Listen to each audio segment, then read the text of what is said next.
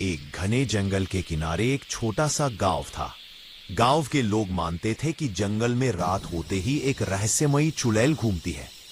कहते थे उसकी परछाई दिखे बिना ही वह पास आ जाती है और उसकी लंबी चोटी हवा में खुद खुद हिलती रहती है।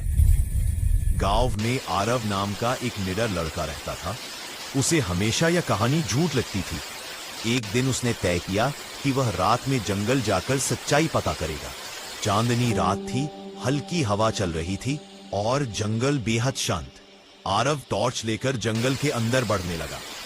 थोड़ी दूर जाने पर उसे पेड़ों के बीच से किसी के चलने की आवाज सुनाई दी। सर सर, वह रुक गया।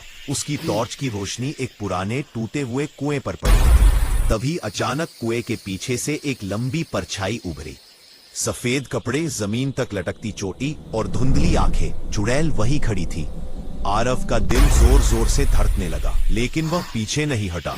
चुड़ैल की धीमी गूंजती आवाज सुनाई दी। डरो मत, मैं किसी को नुकसान नहीं पहुंचाती। लोग सिर्फ कहानियां बनाते हैं। आरव ने हिम्मत करके पूछा, तो फिर आप रात में क्यों घूमती है?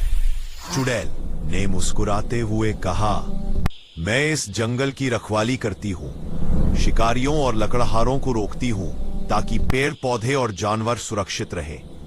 लेकिन गांव वालों ने मेरे बारे में डरावनी कहानियां फैला दी। आरव को उसकी बात सच लगी। तभी दूर से एक तेज आवाज आई।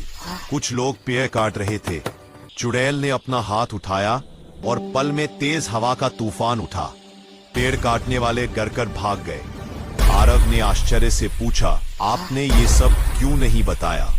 चुड़ैल बोली, कभी कभी लोग डर को सच मान लेते हैं और सच को कहानी। सुबह होने लगी।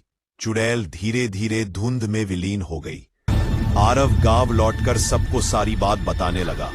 शुरू में किसी ने नहीं माना, पर जब जंगल में पेड़ कटने की घटनाएं बंद हो गईं, तो सभी समझ गए कि वो चुड़ैल बुरी नहीं, जंगल की रखवाली करने वाली थी।